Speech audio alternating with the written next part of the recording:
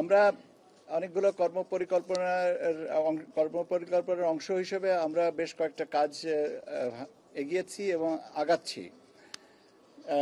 আমরা আমাদের যে জনসম্পৃক্ততার বিষয়টা আছে, আমরা বিভিন্ন স্টেক হোল্ডার্স যারা আছেন, যেমন সিভিল সোসাইটি, শিক্ষাবিদ, নারী নেতৃবৃন্দ, প্রিন্ট অ্যান্ড ইলেকট্রনিক মিডিয়ার সাংবাদিক বৃন্দ, রাজনৈতিক দল, নির্বাচন বিশেষজ্ঞ, জুলাই যোদ্ধা, এনাদের সাথে আমরা পর্যায়ক্রমিকভাবে আমাদের আলোচনাগুলো শুরু করব।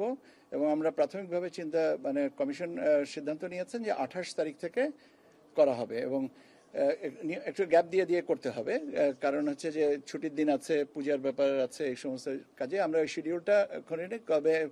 তবে 28 তারিখ থেকে আমরা শুরু করব। আর বাড়তি ইনফরমেশন আপনাদেরকে আমি যেটুকু দিতে পারি সেটুকু হচ্ছে যে আমরা আচরণ বিধিমালার যে নথিটা আইন মন্ত্রণালয়ে পাঠিয়েছিলাম ভেটিংয়ের জন্য, সেটা আমরা গতকালকে পেয়েছি। সেই সাথে সাথে আমাদের প্রতীকের যে ফাইলটাও পাঠিয়েছিলাম সেটাও আমরা ফেরত পেয়েছি।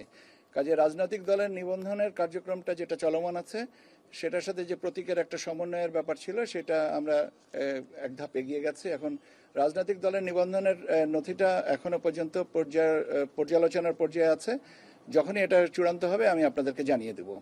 আর কন্ডাক্ট রুল এবং অন্যান্য যে জিনিসগুলো আমাদের আছে সেগুলো পর্যায়ক্রমিকভাবে, কারণ কন্ডাক্ট রুলের সাথে আরপিওর সংশোধনেরও একটা সম্পর্ক আছে। তো সেইটা আরপিওর সংশোধনের প্রস্তাবটা এখন আইন লেজিসলেটিভ বিভাগে অপেক্ষমান আছে। সেটাও আমরা এখনো পর্যন্ত আশা করি আমরা খুব অচিরেই এটা পেয়ে যাব। তো কাজে আমাদের নির্বাচনী যে প্রস্তুতি এবং প্রস্তুতির অংশ হিসেবে আমাদের যে কার্যক্রম সম্পর্কে আপনাদেরকে প্রতিনিয়ত চেষ্টা করছি আপনাদের আপডেট রাখতে এবং আপনাদের বিভিন্ন কৌতূহল মেটাবার চেষ্টা করছি। এটা পর্যায়ক্রমিক চলবে এবং যতদিন ইনশাল্লাহ আমরা একটা ভালো নির্বাচনে পৌঁছানো পর্যন্ত আপনাদের সাথে আমাদের নিয়মিত যোগাযোগ থাকবে।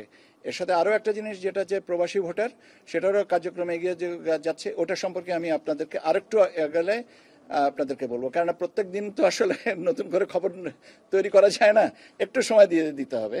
তো আমাদের সেই সুযোগটুকু দেন এবং আপনাদের ধৈর্যের জন্য অনেক ধন্যবাদ। স্যার, গতকালকে এনসিপি স্যারের সঙ্গে মিটিং করেছেন এবং সেই মিটিংয়ে স্যার আপনিও ছিলেন।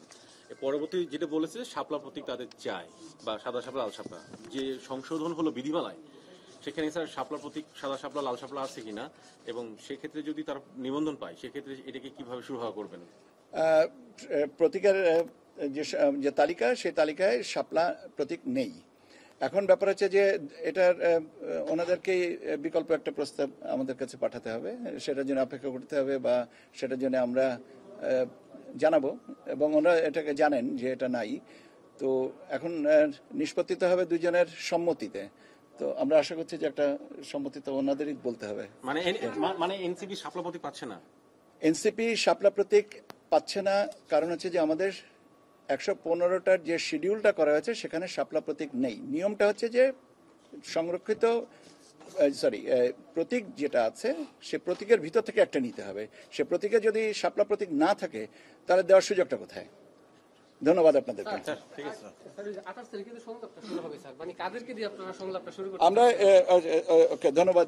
আমরা মূলত শুরু করতে যাচ্ছি সুশীল সমাজের প্রতিনিধি এবং শিক্ষক সমাজের প্রতিনিধি। এখন এটা 28 তারিখে আমরা এটাকে করব ধারাবাহিকভাবে, তারপরে শিডিউলটা করব। কেন অনেকগুলো জিনিস আছে, আমি একটু আগেই বলেছি যে পূজার ছুটি আছে এবং একটা আমাদের সাপ্তাহিক ছুটি আছে, সেইগুলোকে বিবেচনা নিয়ে স্ট্যাগার্ড ওয়েতে আমরা এটা করব। আমি তো বলেছি যে রাজনৈতিক দলের সাথেও করব, নির্বাচন বিশেষজ্ঞ যারা আছেন তাদের সাথেও করব, আপনাদের সাথেও করব। ধন্যবাদ আপনাদেরকে।